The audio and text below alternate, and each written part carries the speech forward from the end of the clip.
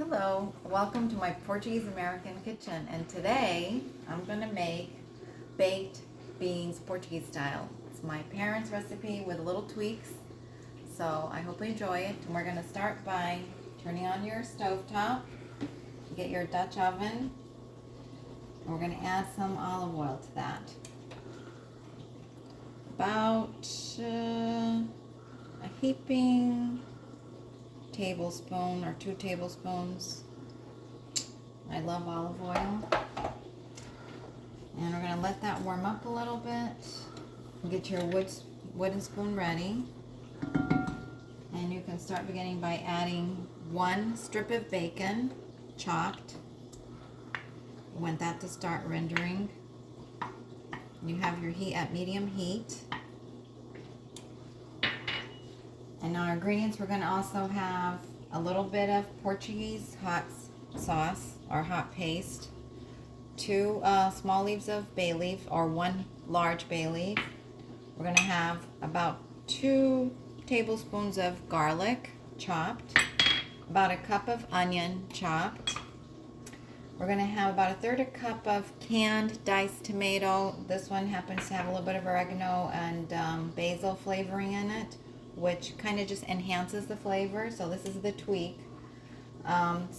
About a cup of sliced chorizo or linguiça works fine. And then we have 2 strips of bacon to put on the top when we put it in the oven. And 2 cans of cannellini beans. You can use pinto beans. You can use your favorite bean. So I'm using cannellini beans today. And we have about 1/2 glass of white wine. This is more like a sweet wine. You can use any kind of white wine that you like, anything that you like. And as always, when you're cooking, you can experiment. You can do whatever you like. And you can always tweak recipes, add a little more of your favorite things. If you really love garlic, you can add more garlic. And for our broth, you can use chicken broth. I'm using water, and I'm using 2 cubes of the Knorr chicken bouillon. And you can also season a little bit of more salt. I'm going to get my heat going here. If you have a gas stove, that's even better. Things heat up a lot quicker. You can get going a lot quicker. I have an electric stove top, which works just as good. You just have to be a little more patient to get your heat going. So we started it. It's starting to sizzle a little bit. So now I can add my onion so that my bacon starts to cook with my onion. We're going to get our onion translucent and get it going. So we'll get it translucent and then we'll add our garlic after that.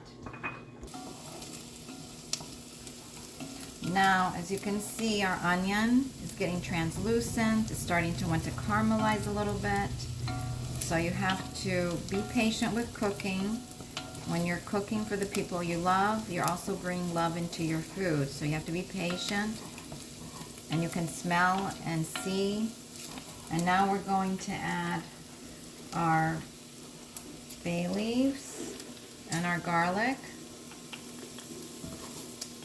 Adding our garlic in here, get that to start to smell the aroma. You can start to smell the aroma of the garlic as soon as it hits the pot. And it smells really good, especially when you add the garlic with the onions. And now I'm going to add my little hot paste here. It's almost like the Italian hot sauce, but depending how spicy you want it, since the chorizo is spicy, I don't want to add too much. If you like it spicy, you can. Now what I'm going to do is I'm going to add my chorizo because I like the flavors to build. I want that to kind of start to cook a little bit. I'm going to add a pinch of salt because we already have salt in the chorizo. There's already salt in the bacon. So I'm just going to add a pinch, and then towards the end we'll taste and see how it's building up, the salt, the flavors all together, and then we can season with salt and black pepper. So a little more pinch. As you can see, it's caramelizing at the bottom. So now I am going to add my wine. I want that wine to pick up all these flavors. I add my wine. And just stir it. You want to pick up all these little flavors are at the bottom of your pot. You just cook that. You can smell the wine. Once the wine starts to evaporate, you won't smell it as much. But you just keep stirring it and picking up all the flavors. Okay, now that you see the wine has evaporated a little bit and it's almost wants to get creamy, you can add your tomato. And if you want to make this really rich, you could get some pork ribs and cook them in here. It'll take longer, the process, because you want to cook them down. But that will make it a much richer baked beans. But a lot of people will add other types of pork meat in here to give it more richness. Now you're talking of a hearty baked bean. This is a simple version. Now I got my tomato in here. That's to bring a little bit of acidity. It also helps with the flavoring. Probably going to add a little bit of black pepper now, just to start layering flavors. And give it a stir. And we'll let this cook for about 5 minutes. Let the tomato mingle with everything else. Go. Alright, now you can see that our tomato's been here, intermingling with all of the other ingredients.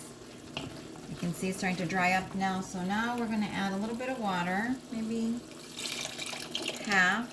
There's 3 cups of water here. I added like a cup and a half. Give it a stir. You can add one of your chicken bouillons. I like to crumble it in. I want to bring this back to a boil. I'm going to stir that. And I'm going to probably put in the rest of my water. Put in my other bouillon cube.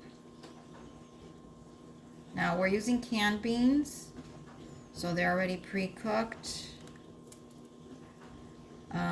ready to use. And if you're using dry beans, of course, you'd have to go through the process. And now I'm going to let this come to a boil. Once it comes to a boil, I'm going to add my beans. Go. Okay, as you can see, we have a rapid boil here. So now we're ready to add our beans. So very carefully add your beans. There you go. They were drained. The beans were drained. And now we're going to let this simmer. I'm going to bring it back to a boil. And then we're going to let it simmer for about 20 minutes or so until it thickens up a little bit. Okay, now you've poured your beans into your dish. Put your pieces of bacon, the other 2, I cut them in half, put them on top. You're going to put them in the oven, 375, preheated oven. And you're going to stay there about 30 minutes until you see that the bacon is crisp up and the edges are and it looks like it's baked.